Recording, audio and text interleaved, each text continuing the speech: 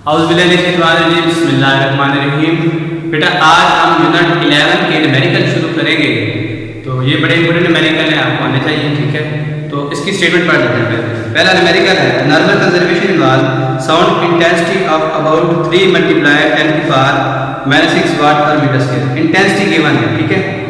अगर intensity given होगी तो साउंड लेवल फाइंड करेंगे। साउंड लेवल या इंटेंसिटी वो कहते हैं what is the decibel level for this intensity. Decibel level या साउंड लेवल एक ही चीज का नाम है, ठीक है। उसके बाद what is intensity of sound. आप कह रहे हैं इंटेंसिटी फाइंड करें, यानी कि आपको साउंड लेवल गिवन होगा तो कहते हैं फॉर 100 डेसिबल, यानी कि साउंड लेवल गिवन है, हमें बताया गया कितना है 100 डेसिबल, ठीक है। इसमें आप देखें आई की वैल्यू 3 × 10⁻⁶ वाट पर मीटर स्क्वायर इंटेंसिटी गिवन है, गिवन है। और साउंड लेवल आपको फाइंड करना है, ये हमें अननोन है। और आई आर की वैल्यू ये फिक्स होती है, यानी कि जो मध्यम फ्रीक्वेंसी है, इंटेंसिटी है, वो आपके पास कितनी है 10⁻⁻12 वाट पर मीटर स्क्वायर। समझ आ गई बात की जी। तो ये आपको पता होना चाहिए, ठीक है। फार्मूले में आगे इस्तेमाल होगा।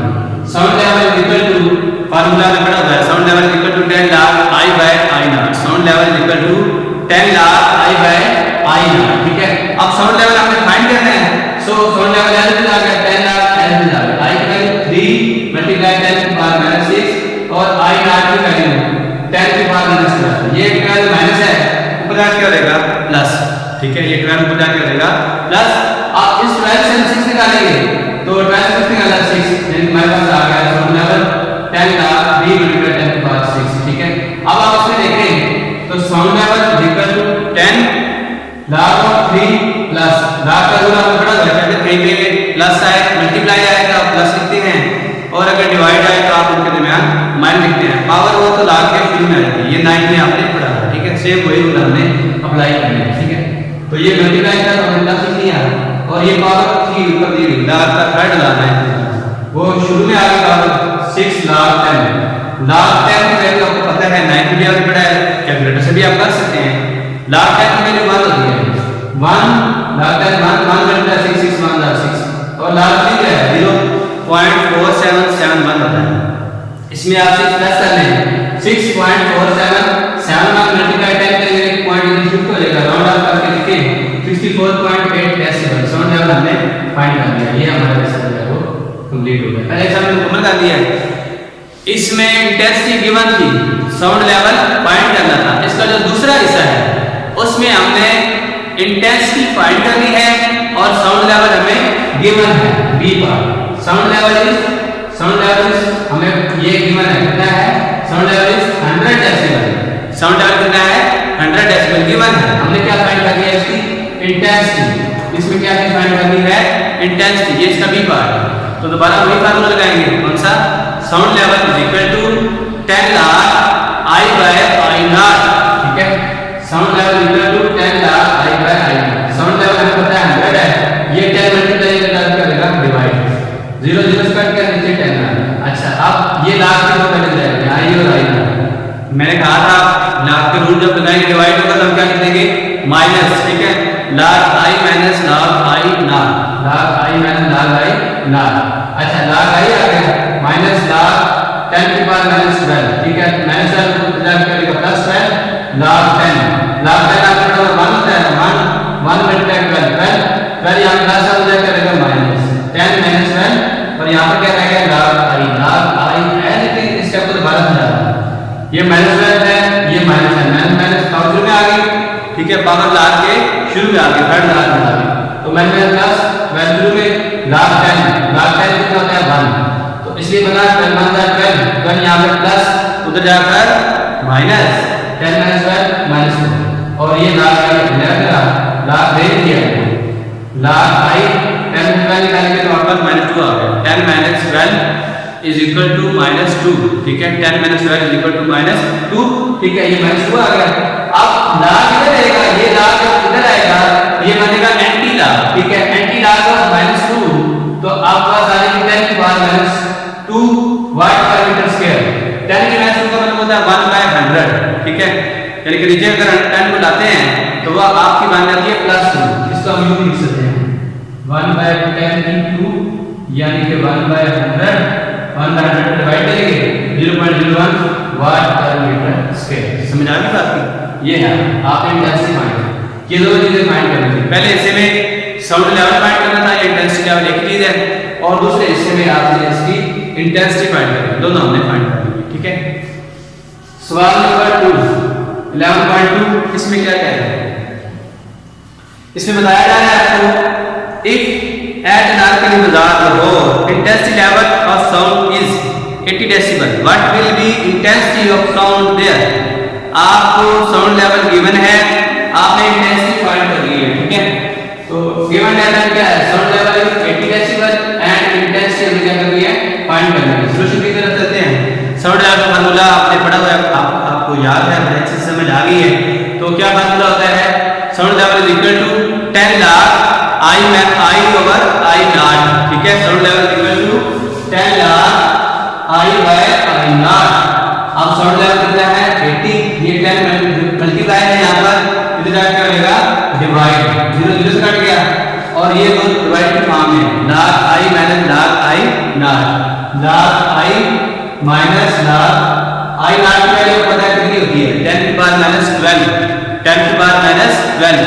ठीक है, तो ये माइनस 12 का माइनस प्लस 12 लाख 10 8, ये 8 अभी जा रहा है, ये वाला ये लाख आई रहा, ये प्लस 12 10 लाख 10 1 मल्टीप्लाई 12 यहाँ पे प्लस है, उधर जाके क्या होगा? माइनस 8 माइनस 12 माइनस 4 इनको हमने रेंज दिया।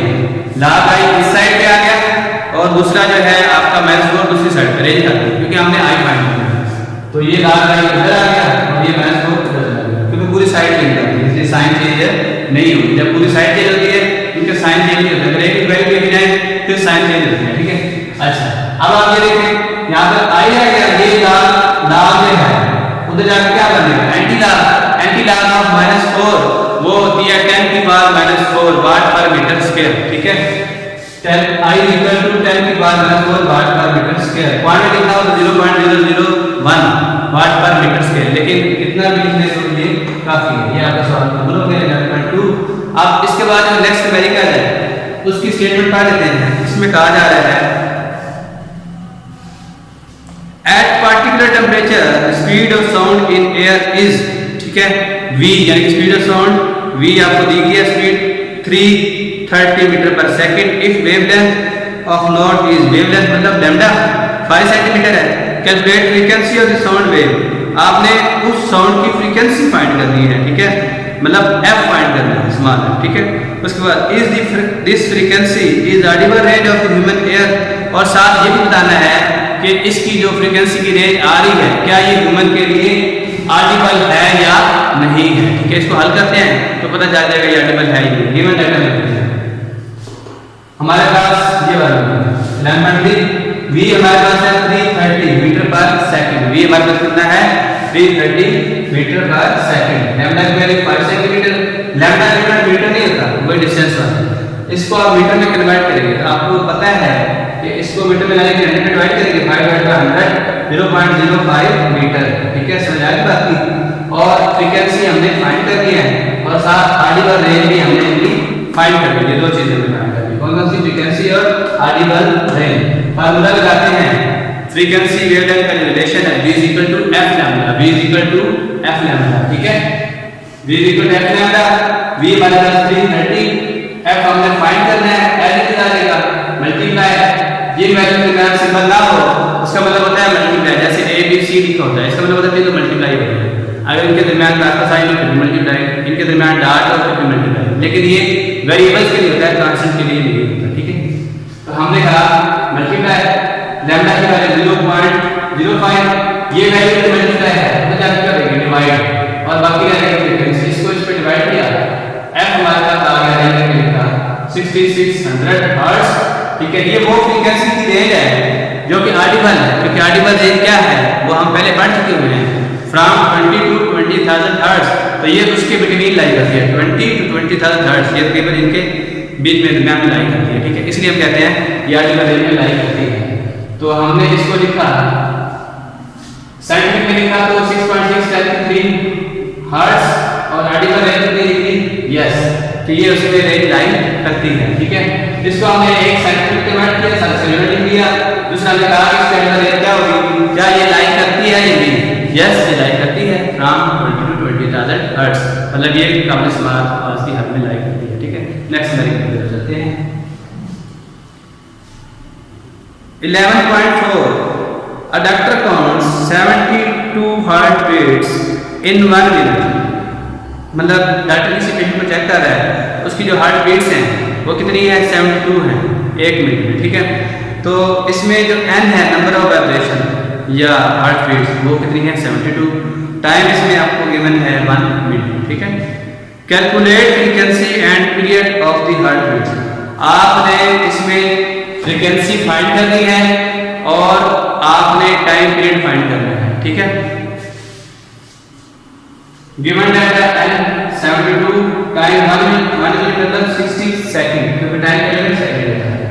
फ्रीक्वेंसी फाइंड करनी है और टाइम पीरियड फाइंड करना है। फ्रीक्वेंसी का formula number of vibration in 1 second, number of vibration in 1 second is called frequency. f is equal to n by t, f is equal to n by t। f n की value 72 और t जो है 60, इसको इस पे divide किया 1.2 hertz, ये हमारी फ्रीक्वेंसी आ गई है। अब हमने फाइंड करना है टाइम पीरियड, ठीक है। तो वो हम फ्रीक्वेंसी और टाइम पीरियड के रिलेशन से फाइंड करेंगे, ठीक है। तो t equal to 1 by f, t equal to 1 और f की वैल्यू भी हमने फाइंड की है 1.2 को डिवाइड करेंगे तो 0.83 सेकंड, ये हमारे पास क्या आ गया इसका टाइम पीरियड, ठीक है। ये न्यूमेरिकल कंप्लीट हो गया है, ठीक है। नेक्स्ट न्यूमेरिकल की तरफ चलते हैं। इसका फिफ्थ न्यूमेरिकल है A marine survey ship send a sound wave straight to sea bed, ठीक है। शिप से साउंड वेव नीचे फेंकी गई है, ये टॉपिक हम पहले पढ़ चुके हैं अल्ट्रासाउंड वाले में, ठीक है। तो उसके बाद क्या कहता है, it receive an echo 1.5 second later, ठीक है। टोटल टाइम जितनी देर में वो ट्रांसमीटर से वेव नीचे गई थी टकरा के वापस आई, वो कितना है 1.5 सेकंड, ये टोटल टाइम है। द स्पीड टोटल टाइम को t naught, small t naught होती है, ठीक है। The speed of sound in sea water is, और जो स्पीड ऑफ साउंड है सी वाटर में, समुद्र के पानी में, वो कितनी है 1500 मीटर पर second. Find the depth of the sea at this position. आपने समुद्र की गहराई मालूम करनी है, इस जगह पर समुद्र की गहराई क्या होगी वो हमने फाइंड करनी है, ठीक है। तो टोटल टाइम 1.5 सेकंड, ठीक है। एक बार याद रखिएगा, वो इसमें बहुत अहम है कि आप या टाइम को हाफ कर लें या डिस्टेंस को हाफ कर लें, क्योंकि इको को सुनने के लिए एक दफा वेव जाती है और फिर वापस आती है, डबल टाइम नहीं होता है। या डिस्टेंस की बात की जाए, एक दफा जाने के लिए और फिर वापस आने के लिए डबल डिस्टेंस होता है। तो बेहतर है आप इसको टाइम को हाफ कर लें, ठीक है। तो टोटल टाइम हम क्या है, हमारे पास कितना है 1.5 सेकंड। इसको जब डिवाइड करेंगे तो हमारे पास आएगा 0.75 सेकंड, ठीक है।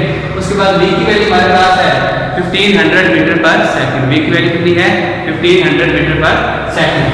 s हमने क्या करना है, फाइंड करना है। s क्या है, फाइंड करना है, ठीक है। s equal to v multiply t, ये वो आपने लाइन में फार्मूला पढ़ा था स्पीड का, v equal to s by t, और वहीं से अगर आप s ज्यादा करें s इक्वल टू vt, समझ आ गई बात, s इक्वल टू vt या v मल्टीप्लाई t एक ही बात है। तो s equal to vt, s find करना है, v 1500 है ये गिवन है, ठीक है।